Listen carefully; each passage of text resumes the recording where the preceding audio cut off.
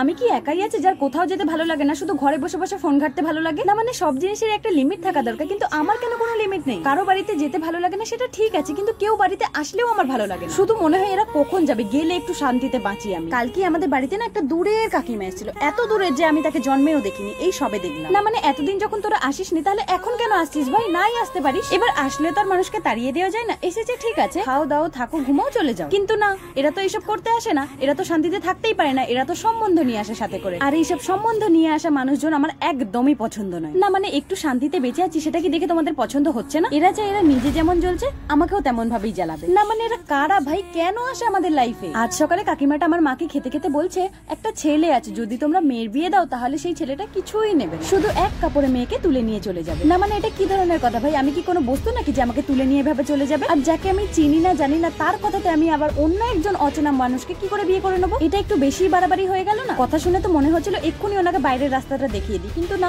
সেটা তো আমি করতে পারবো না, বিকজ আমি পেছনেই বকর বকর করতে পারি, সামনে আমি কিছুই বলতে পারি না। এই আমার মতো আরো কেউ আছো নাকি? তাহলে প্লিজ আমাকে কমেন্টে জানিও।